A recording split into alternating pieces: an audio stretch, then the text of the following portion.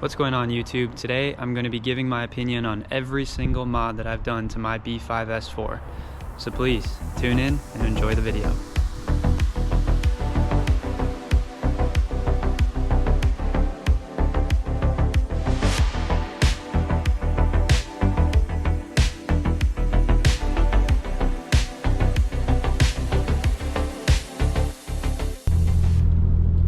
What's going on, guys? So today's video, as you saw in the thumbnail, I'm going to be giving my opinion on every single mod that I've done to my B5 S4. So obviously this is all totally my opinion. I've owned the car for a little while now and I've continuously been putting some work into it, so hopefully you trust my opinion a little bit. Without further ado, let's jump in. We're going to start with some cosmetic mods. You may think this is purely opinion, and it partially is, but I think there's some value in enjoying the look of your car. Because if you don't enjoy the look of your car, you're not going to enjoy driving it as much. First, we're going to talk about the RS4 mirror caps that I have. Now, I got these off of Facebook for a deal. I got them cheaper than you can normally get them. I think normally you can find them anywhere from like $300 to $500. I'm going to tell you it is worth it. It is 100% worth modding. I had before the paint match mirrors. They were the blue and it looked pretty cool. Honestly though, after getting the RS4 mirror caps, it just changes the look of the whole thing. It makes it look more sleek. It also ultimately just like adds to the aesthetic of what a B5 should be. It kind of makes it look more like an RS4, since in America we didn't get them. So yeah, my opinion over the RS4 mirrors, I think they're overpriced. I think they're way too expensive. Don't fully understand why that is. Even the replicas are expensive, but I will say it is worth it. Number two, we're going to talk about my tint. Any vehicle can get tint. It's totally preference. A lot of people will say they hate driving around in a fishbowl. They need to have tint. A lot of people will say, you know, they can't stand tint. You got to show off the interiors. I will tell you my opinion. I can't sit in a fishbowl. I don't want everyone looking at me on every single move that I do, but I also don't want it black. I don't want you to physically not be able to see inside. So for me, getting the aggressive tint was well worth it, and I would definitely recommend that to you. Next, we're going to move on to some mods that maybe aren't everyone's favorite to do. They're more of maintenance mods. That doesn't mean that you can't have a little fun with some of your prep work. So we're going to start with one of the mods that I did that was oriented fully towards preparation for power. However, I found out it actually helped me a lot. That mod is the forged diverter valves. They're metal forged diverter valves that I have on my car. Now, the purpose of a diverter valve is to simply divert the power from the boost when you let off the pedal. When you let off the pedal, a blow-off valve will spit the air out and spit the boost out, and psh, it's gone. That's how you get that psh sound. But a diverter valve, it diverts the power back into the engine so that when you press on the gas again, you already have some boost built up. Now on the S4s, they come plastic from the factory, and once you start pushing more power and more boost, they do not last very long.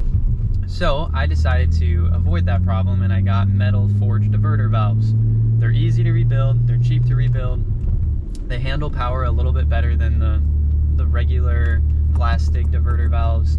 Now I saw the diverter valves on Facebook for 50 bucks, and I said, it's worth it. You know, to me it was worth the money.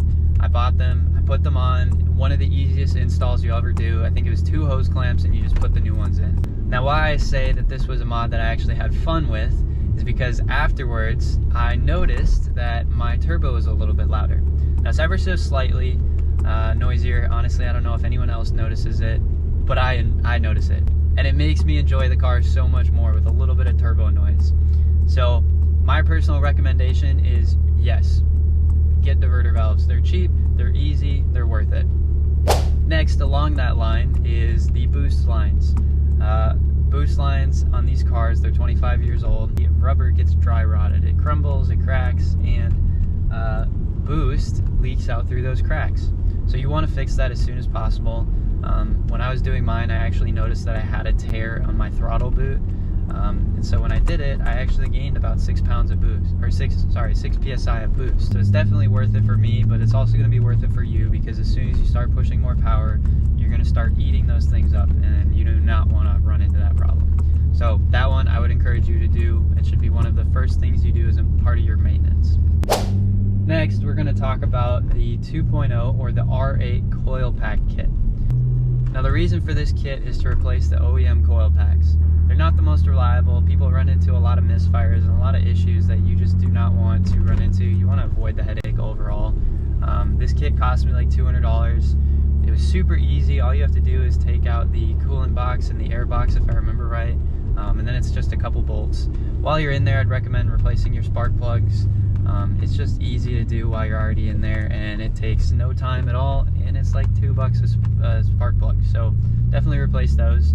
It was well worth it for me. I really didn't notice a difference because I wasn't having problems before. However, it's more of a preventative maintenance thing that you're just going to avoid problems overall. Now the next mod that I did is technically a preventative maintenance mod. However, honestly, it can be considered a cosmetic mod, it could be considered performance mod, it can kind of fit into all the categories. The mod I'm talking about is my ECS boost gauge.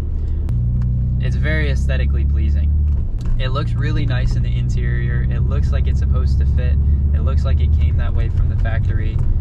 The only thing is the ECS boost gauge, it glows white instead of red. All of the OEM lights in the car glow red.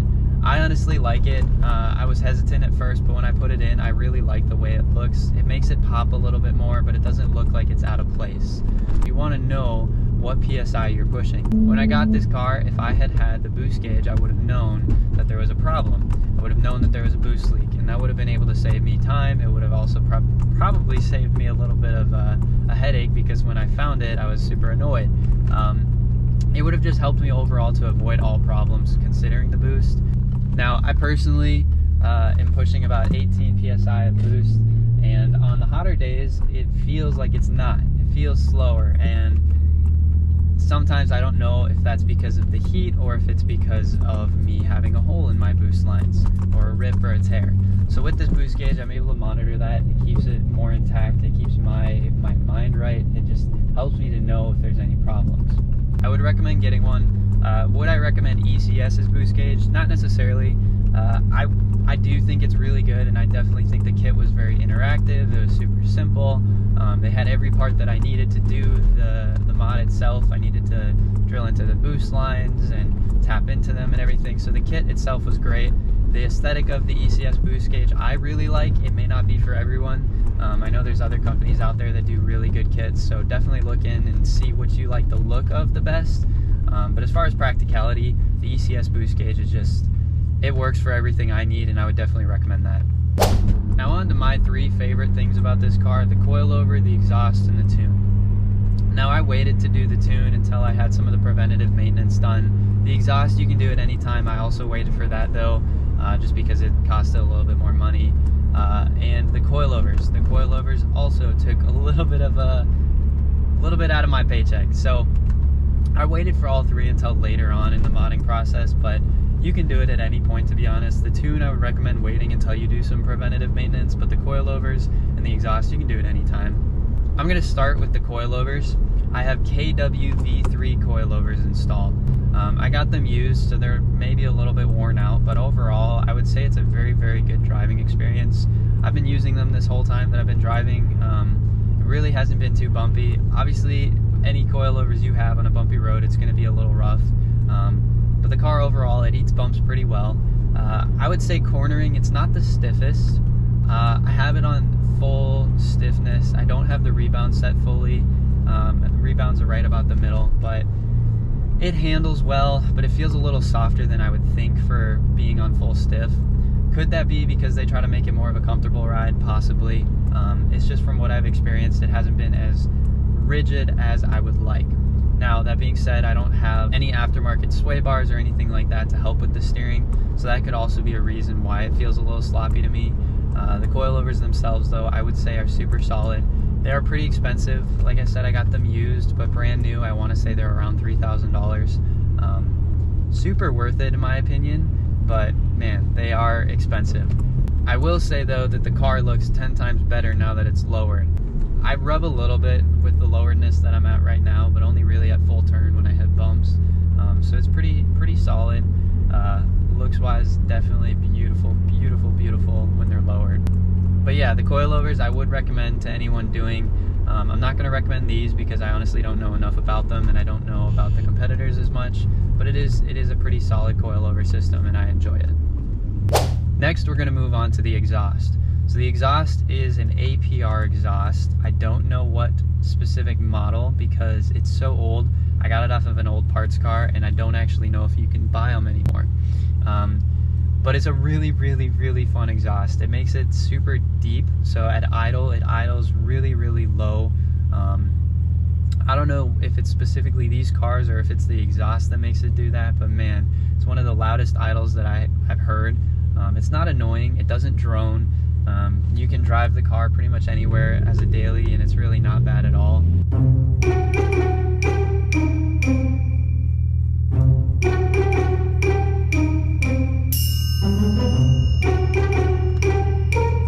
Now I do have stock downpipes and cats, so that may affect things slightly on the sound, but I personally really like it the way it is right now. It doesn't drone too much. I do want to have a little bit more noise personally, but overall I really, really enjoy the exhaust. But me talking about it's probably not going to do very good, so I'm just going to show you why I like the exhaust. Here's some sound clips.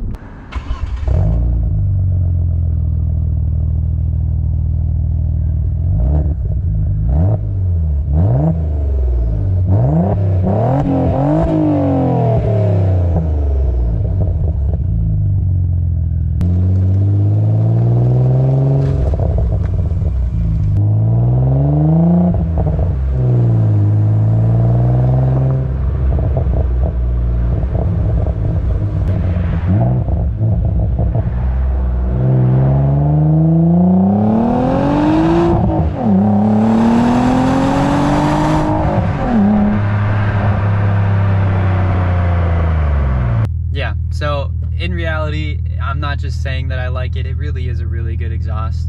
Hopefully you guys like that sound, and it's not just me going crazy. It also pops a little bit, so it's really, really cool in my opinion. I do really, really like the exhaust.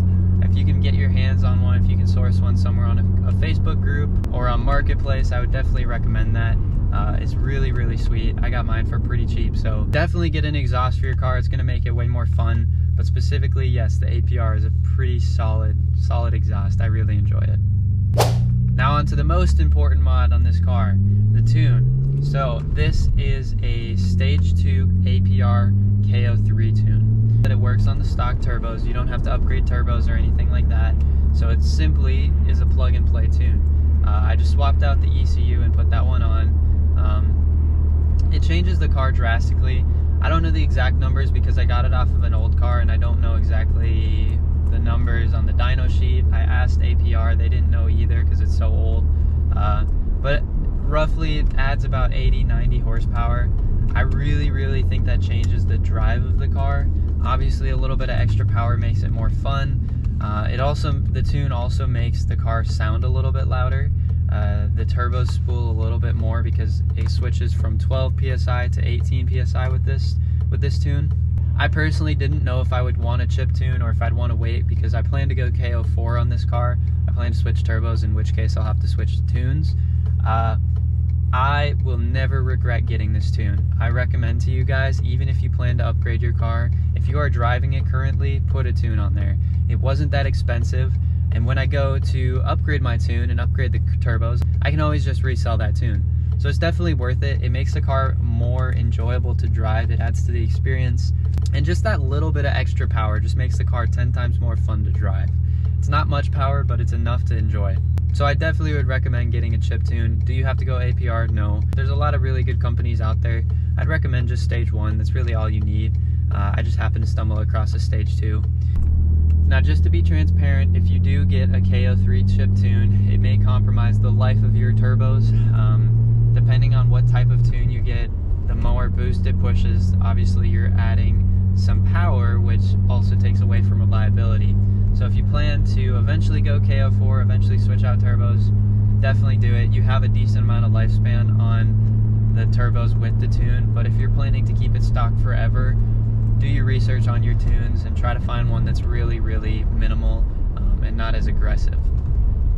So there you go, guys. That is my opinion on every single mod that I have done to my B5 S4. Eventually I plan to do more mods to it. I plan to do a lot more to the engine specifically.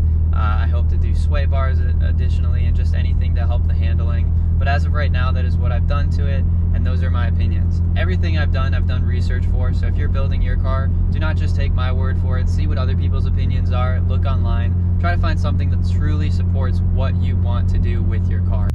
Well guys, that's going to do it for today's video, so thank you so much for watching. I really hope you enjoyed the video. It would help me a lot if you'd like this video. Also, it would help me if you hit the subscribe button to follow along for future videos. Otherwise, like I said, thank you for watching, and we'll see you next time.